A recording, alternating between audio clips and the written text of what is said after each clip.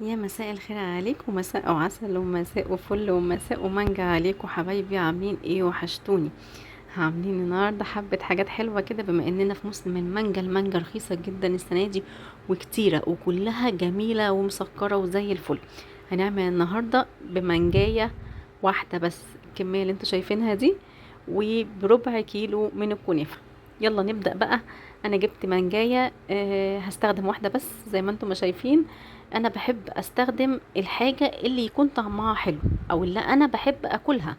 يعني مش شرط علشان هم قالوا الحلويات لازم تتعمل مثلا بنعومي او صديقة يبقى انا اشتريها. لو انا مش حابة طعمها او انا مش بحب اكلها مش لازم استخدمها كده. انا عن نفسي بحب الزبدية، فانا بحب استخدم في كل الشغل بتاعي او في كل الحاجات اللي انا بحب اكلها بستخدم الزبدية. زي ما انتم شايفين كده، انا بجيبها ما تبقاش ناشفة قوي لدرجة الخضران، بتبقى ماسكة نفسها بس باين ان هي مسكرة، عن طريق ان الحتة السوداء اللي من بره دي تكون منزلة عسل وريحتها كده مانجا مانجا. ماشي، تكون ماسكة نفسها علشان تبقى سهل معايا في التقشير وسهل معايا في التقطيع وتطلع مكعبات. ما بسيبهاش في التلاجة، يعني اليوم اللي بتيجي فيه يا دوبك بس اسيبها تسقع شوية وتمسك نفسها كده واشتغل بيها، علشان لو باتت او قعدت يوم او اتنين طبعا بتطرى وبتستوي اكتر. فانا بشتغل بيها على طول. حابه تقشريها بالمبشره تمام، حابه تقشريها بسكينه تكون مشرشره زي ما انا ما بستخدم كده يكون افضل. لان انا حاولت احط يعني استخدمها بالمبشره، يعني لقيت القشرة رفيعة جدا وبيفضل لسه فيها خضار. فانا يعني هقطعها معاكم بطريقة بسيطة جدا. هاخد الناحية دي كده لوحدها زي ما انتم ما شايفين، والناحية التانية، واخد الجنبين. خلاص خلصت ومش هيبقى معايا غير العظمة اللي في النص. بصوا كده، اخدت الوش واخدت الجنب دوت، الجنب التاني هقطعه. دي اسهل طريقة تقدري تقطعي بيها المانجا من غير ما تهدري. دي طبعا يعني انتوا ليكوا الفيديو وانا ليا الكواليس يعني مالكمش دعوة دي رايحة فين. ولا اني يعني انا ما اكلتهاش للصراحة، انا قطعتها كويس جدا ويعني شفتها بالسكينة وضربتها في الخلاط وعملت بيها كريم شانتيه اللي انتوا هتشوفوه دلوقتي. المهم قطعت كده صوابع صوابع، هي بص قد ايه هي متماسكة وماسكة نفسها، تطلع مكعبات سليمة. يعني يا ريت تقطعوا كل واحدة يعني صابع لوحده علشان برضو ايه ما يهربش منكم كده.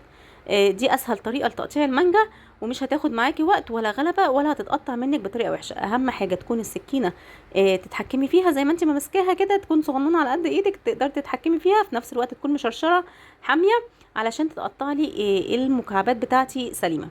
حطي النوع اللي تعجبك، حطي الطعم اللي انت بتحبي تاكليه، مالكيش دعوة بكلام الناس. تمام تمام.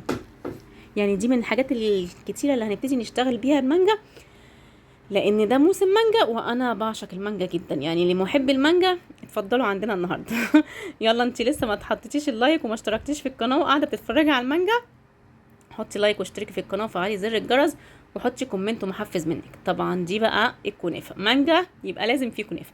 انا بجيب نص كيلو الكنافه، ده ربع كيلو، انا بجيب نص كيلو الكنافه. بحطه في الفريزر وبعد كده بطلعه بكسره جدا بايديا كده من غير اي كبه ولا اي حاجه، وبحطه عليه معلقتين سكر بودرة وبفرشه في الصاج، وبعد كده بدخله في الفرن معلقتين 3 4 سمنة بلدي كده بعد ما اقلبها. وهتاخد تحميصة كل شوية، اطلعها اديها تقليبة وبدخلها تاني. ده القالب اللي هنشتغل فيه. انا اخدت حبة من الكنافة على فكرة، بحتفظ بيها في الفريزر، يعني بعملها كلها واحطها في العلبة دي وبقفلها وبسيبها في الفريزر بتقعد بالاشهر وما بيحصلهاش حاجة وريحتها ما بتغيرش، لان السمنة البلدي ريحتها حلوة مش زيت. تمام. اللي انا حطيته بقى من الازازة دي زي ما احنا ما متعودين، انا دايما عندي السيرب الخفيف، بستخدمه طول الوقت، هو موجود في التلاجة كده. انا بعمله بملى الازازة دي، بستخدمه بقى لحاجة زي كده كنافة بسقسقها بس كده. بستخدمه مثلا اسقي بيه تورتايه. يعني في كل الاحوال هو جاهز عندي على طول. ده الكريم الشانتيه بقى، انا ضربت حبه بس كانوا خفاف كده علشان انا ما بعملش الكريم شانتيه تقيل للكنافه، لان ده حشو مش تجليس، فاهمين؟ يعني ده مش للطرط، ده للحشو. فعلشان كده بعمله خفيف. طبعا لونه اصفر لان انا ضربت المانجا اللي انا قلت لكم عليها اللي طلعت من المانجايه، او يعني اللي فاضت او اللي هدرت معايا من المانجايه، ضربتها في الخلاط وبعد كده عملت بيها الكريم شانتيه مع طبعا اللبن. وطبعا اضفت سكر لان انا بستخدم كريم شانتيه خام. تمام كده. هبتدي ارص. عندك دلوقتي خيار، لو انت عايزه تحطي مانجا في النص حطي، بس انا ما بحبش، علشان كده انا حطيت الكريم شانتيه حطيت عليه مانجا، يعني علشان يدي طعم المانجا وفي نفس الوقت بستكفى بالمانجا اللي على الوش وبس. تقليلا للتكلفه كمان، انا ما بحبش اكل الكنافه تكون طريه، يعني انا حباها تكون مقرمشه في بقي، ما بحبهاش استنى لما تطرى. فكون ان انا احط مانجا في النص يوم او اتنين، يوم ايه، هو يوم واحد مش اتنين، هتلاقي كل الكنافه اللي من تحت بقت خلاص طريه، وانا ده مش بحبه. تمام.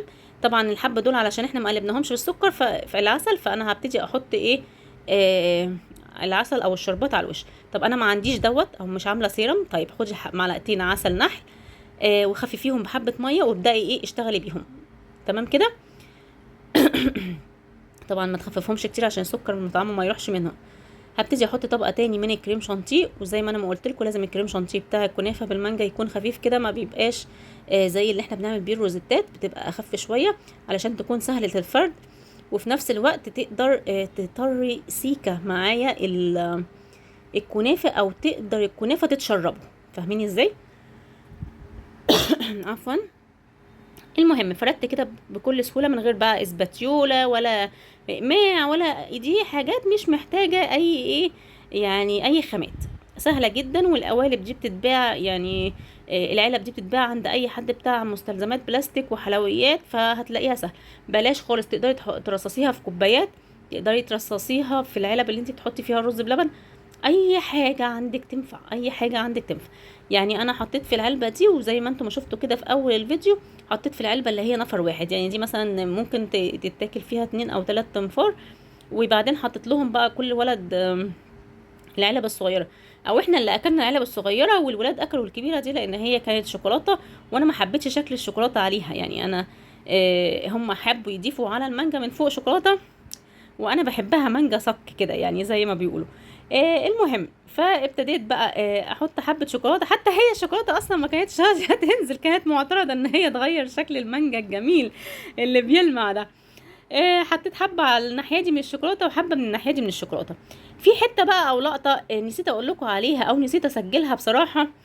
احنا بندهن المانجا دي على الوش بحبه شربات خفيف او حبه جيلو تلميع، علشان المانجا عندي ما تسودش وشكلها يكون ان هو ايه دبلان. فانا بجيب جيلو التلميع اللي هو على البارد وبخففه شويه، وبفرشه كده بالراحه ببتدي المع بيها.